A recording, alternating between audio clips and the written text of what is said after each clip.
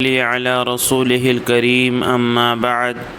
معزز سامعین، آج ہم بات کریں گے ان خوش قسمت لوگوں کے بارے میں جن کو اللہ تبارک و تعالی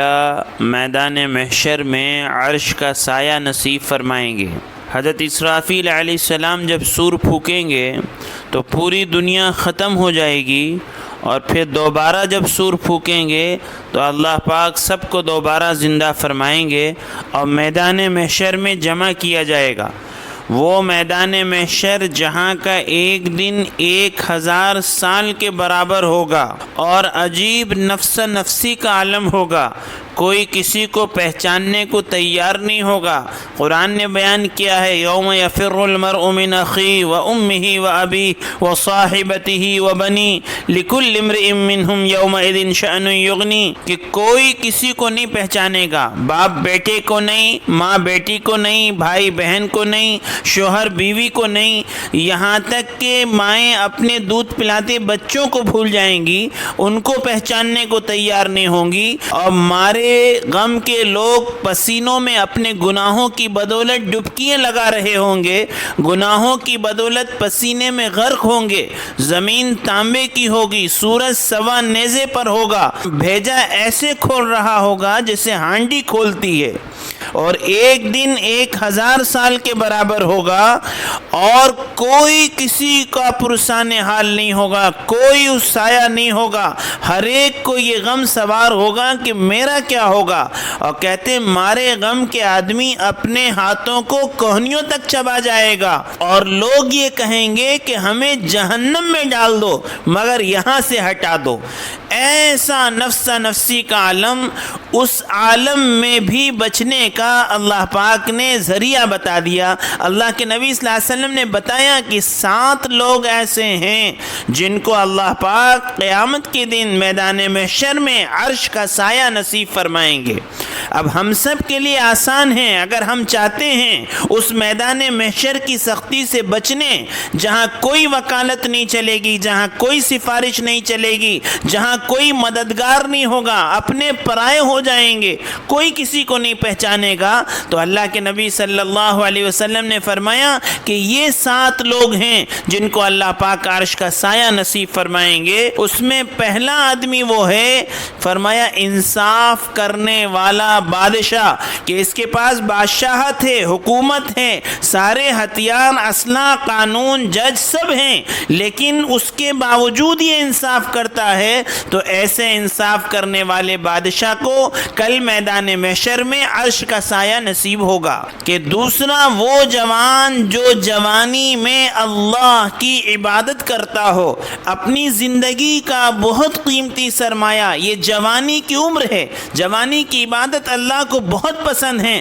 جوانی کا ایک سجدہ بڑھاپے کے 70 سجدوں کے برابر ہیں۔ فرمایا میدان محشر میں آدمی کے قدم ہل نہیں سکتے جب تک کہ 5 سوالوں کا جواب نہ دے دے۔ اس میں ایک سوال یہ بھی ہے کہ ہم نے تم کو جوانی دی تھی، وہ جوانی کو تم نے کہاں لگایا؟ آج ساری باطل طاقتوں کا ٹارگٹ جوان ہیں، ہر ایک یہ چاہتا ہے کہ ان کے جوانوں کو بے راہ کر دو، ان کے جوانوں کو آزاد کر دو، ان کے جوانوں میں اسلام سے بیزارگی پیدا کر دو، اس لیے کہ جب ان کی جوانی خراب ہوگی تو ان کی نسل خراب ہو جائے گی، اور جس کی جوانی خراب گزرے گی ظاہر سی بات ہے کہ بڑھاپا بھی خراب ہوگا۔ اللہ پاک نے اس کے اندر گناہوں سے بچنے کی طاقت بھی اتنی رکھی ہے جتنی طاقت اس کے اندر گناہ کرنے کی ہے، جتنا اس کے اندر جذبہ اللہ کی نافرمانی کرنے کا ہے، لیکن اگر یہ بچنا چاہے تو اللہ پاک نے اتنا ہی جذبہ اور اتنی ہی طاقت اس کے اندر اس کی رکھی ہے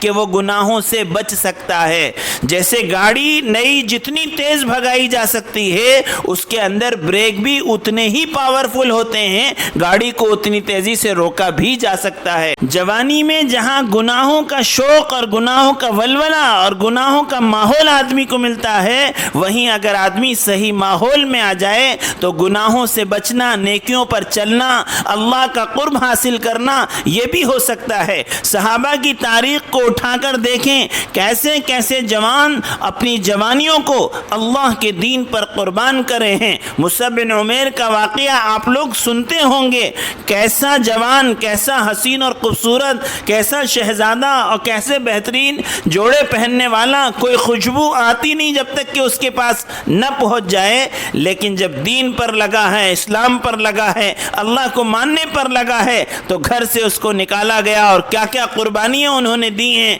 اور یہاں تک کہ اس حال میں دنیا سے پردہ فرمایا کہ انتقال کے وقت دیکھا تو کفن ان کے پاس جو ہے وہ سر کو ڈھاکا جاتا ہے تو پیر کھل جاتے ہیں، اور پیر کو ڈھاکا جاتا ہے تو سر کھل جاتا ہے۔ پھر اللہ کے نبی صلی اللہ علیہ وسلم نے فرمایا سر کو ڈھاکو اور پیر پر کچھ پتے ڈال دو۔ ان کے سامنے آخرت تھی، ان کے سامنے میدان محشر تھا، ان کے سامنے اللہ کو جواب دہی کی فکر تھی، تو انہوں نے اپنا سب کچھ لٹا دیا۔ غزوہ موتا میں حضرت جعفر بن طالب کا واقعہ موجود ہے کہ جب آپ زید بن حارثہ شہید ہوئے، آپ آگے بڑھے، اپنے ہاتھوں سے آپ نے گھوڑے کے پیر کاٹ دیے کہ دل میں یہ خیال بھی پیدا نہ ہو واپسی کا کہ جان اور جوانی یہ اللہ کے لیے ہے، دین کی سربلندی کے لیے ہے، دین کو پھیلانے کے لیے ہے۔ اور پھر کچھ اشعار پڑھے کہ کیا ہی اچھی ہے جنت اور کیا ہی اچھا ہے اس کا قریب ہونا، اور کتنا ٹھنڈا ہے اس کا پانی۔ آپ نے جھنڈا ہاتھ میں لیا، ایک ہاتھ کاٹ لیا، دوسرے ہاتھ میں پکڑا،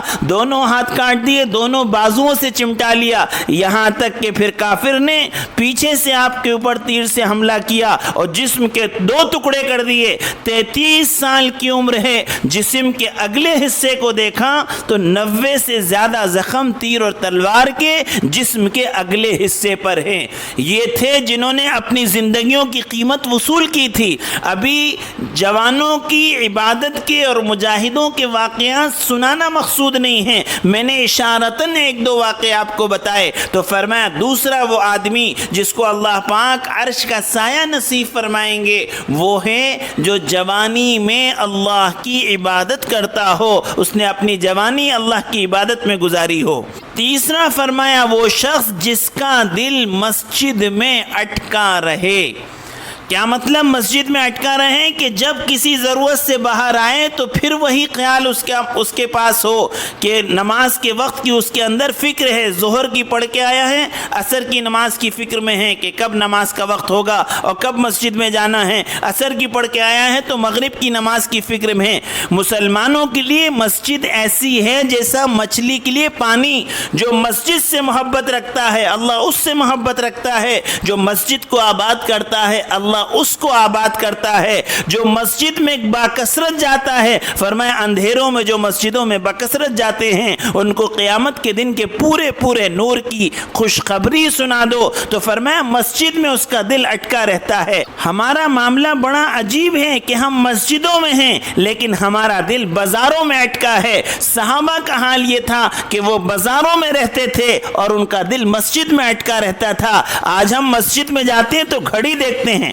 اگر امام تھوڑی لمبی سورہ پڑھا دے تو ہم کو کہتے ہیں ہو سکتا ہے شاید آج بیگم صاحب سے یہ لڑ کر آئے ہیں۔ اگر غلطی سے امام 3 رکعت پر سلام پھیر دیں تو پیچھے صف میں لوگ ایک دوسرے کو دیکھتے ہیں، یعنی یہ تک نہیں معلوم ہوتا کہ 3 رکعت ہوئی کہ 4 رکعت ہوئی، کہ بدن نماز میں ہے لیکن دل جو ہے وہ دنیا میں اٹک رہا ہے، کاروبار میں پھنسا ہوا ہے۔ پھر فرمایا جو اللہ کے لیے آپس میں ایک دوسرے سے محبت رکھے، دوستی رکھے، ملے تو اللہ کے لیے، جدائی ہو تو اللہ کے لیے، کوئی دنیا کی غرض نہیں، کوئی بزنس کا مقصد نہیں، بلکہ محبت، میری محبت صرف اللہ کے لیے، ملنا بھی اللہ کے لیے، جدائی بھی اللہ کے لیے، تو ایسے شخص کو بھی اللہ پاک عرش کا سایہ نصیب فرمائیں گے۔ 5واں وہ شخص جب کوئی مرتبے والی خوبصورت عورت اس کو اپنی طرف متوجہ کرے، برائی کی دعوت دے اور برائی کے لیے بلائے تو یہ کہہ دے کہ نہیں مجھے اللہ کا ڈر مانے ہیں، کہ یہ بچ جائے وہ برائی سے، بے حیائی سے، زناکاری سے، بدکاری سے، منہ کالا کرنے سے، یہ بچ جائے کہ نہیں میرا اللہ مجھے دیکھ رہا ہے، کوئی دیکھے نہ دیکھے اللہ مجھے دیکھ رہا ہے، 2 منٹ کے مزے کے لیے میں اپنی آخرت کو خراب نہیں کر سکتا۔ میں نے کہا نا کہ جس طرح جوان میں گناہوں کا شوق ہے، ویسے ہی اگر بچنا چاہے تو اللہ پاک اس کے اندر وہ پاور اور وہ طاقت دیتے ہیں۔ اس لیے فرمایا جب کسی نامحرم پر نگاہ پڑے تو اپنی نگاہ کو نیچی کر لو، اللہ پاک ایسی عبادت کی توفیق عطا فرمائیں گے جس کی حلاوت دل کے اندر محسوس ہوگی۔ آج بے حیائی کے طوفان ہیں، مخلوط تعلیم کا نظام ہے، مرد عورت کو ایک جگہ جمع کر دیا گیا ہے، پردے کا جو ہے جنازہ نکل چکا ہے، اور آپس میں ایک دوسرے کے ساتھ ملنا جلنا بیٹھنا جس کے ذریعے سے زنا عام ہوتا جا رہا ہے، بدکاری عام ہوتی جا رہی ہے، لڑکیاں بے راہ روی کا شکار ہوتی جا رہی ہیں۔ اس لیے شریعت نے جہاں زنا کو حرام قرار دیا ہے تو ایسی ساری چیزوں سے منع کیا ہے جو زنا کے قریب لے جاتی ہیں۔ اس لیے فرمایا نگاہ شیطان کے تیروں میں سے ایک تیر ہے، جہاں نگاہ پہنچ جاتی ہے وہاں آدمی پہنچ جاتا ہے۔ اس لیے نامحرم کو دیکھنے سے بھی منع فرمایا ہے تاکہ دل میں وہ شوق بھی پیدا نہ ہو۔ تو فرمایا پانچواں خوش قسمت آدمی وہ ہے جس کو کوئی مرتبے والی خوبصورت عورت برائی کی طرف دعوت دے اور اپنی طرف بلائے اور یہ کہہ دے نہیں مجھے تو اللہ کا ڈر اللہ کا خوف مانے ہیں۔ فرمایا چھٹا وہ جو اس طرح صدقہ کرے کہ دایاں ہاتھ دے تو بائیں ہاتھ کو پتہ نہ چلے، یعنی چھپا کر صدقہ کرنا، اس کا اعلان نہ کرنا، لوگوں میں نہ بتانا۔ ہمارا حال یہ ہے کہ ہم ذرا چاول بانٹ دیں، ذرا کپڑے بانٹ دیں، ذرا کوئی کام کر دیں، اس کا جو ہے پبلسٹی کرنا، ان کے فوٹو لینا اس قدر ذلیل کر دیتے ہیں کہ سامنے والا لینے سے بھی ڈرتا ہے کہ اس کا فوٹو اخبار کے اندر آ جائے گا۔ کچھ حالتوں میں ضروری بھی ہوتا ہے تاکہ لوگوں کے اندر اس کی رغبت دی جائے کہ وہ غریبوں پر ترس کھائیں، وہ غریبوں کے لیے اپنے مال میں سے حصہ نکالیں، لیکن فرمایا صدقہ اس طرح دو کہ تم دائیں ہاتھ سے دو تو بائیں ہاتھ کو پتہ نہ چلے کہ تم نے کیا دیا ہے۔ اگر اس انداز کے ساتھ صدقہ دو گے تو اللہ پاک کل میدان محشر میں عرش کا سایہ نصیب فرمائیں گے۔ صدقہ بلاؤں کو روک دیتا ہے، صدقہ اللہ کے غصے کو ٹھنڈا کر دیتا ہے، صدقہ مصیبتوں کو ٹال دیتا ہے۔ فرمایا اپنے بیماروں کا علاج صدقے سے کیا کرو۔ تو صدقہ دینا، غریبوں پر ترس کھانا، رحم کھانا اور اس انداز کے ساتھ صدقہ دینا، خیرات کرنا، مسلمان بھائی کی مدد کرنا کہ اخلاص موجود ہو، کسی دوسرے کو اس کی خبر نہ ہو، یہاں تک کہ دائیں ہاتھ سے دو تو بائیں ہاتھ کو بھی خبر نہ ہو، ایسا صدقہ کرنے والے کو اللہ عرش کا سایہ نصیب فرمائیں گے۔ اور ساتواں فرمایا وہ شخص جو تنہائی میں اللہ کا ذکر کرے اور آنکھوں سے آنسو بہنے لگیں۔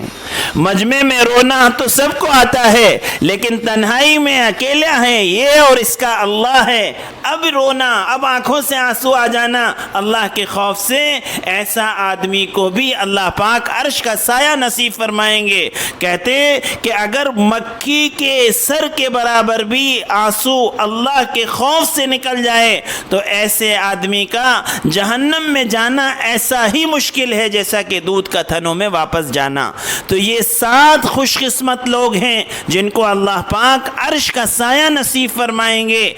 ہم بھی کوشش کریں کہ ہماری زندگی میں یہ چیزیں آ جائیں، ہم بھی ان پر عمل کرنے والے بن جائیں۔ اللہ تعالیٰ سے دعا ہے اللہ تعالیٰ ہم سب کو عمل کی توفیق عطا فرمائے اور ہم سب کو بھی عرش کا سایہ نصیب فرمائے اور یہ صفات اللہ پاک ہم سب کے اندر پیدا فرمائے۔ وآخر دعوانا ان الحمد للہ رب العالمین۔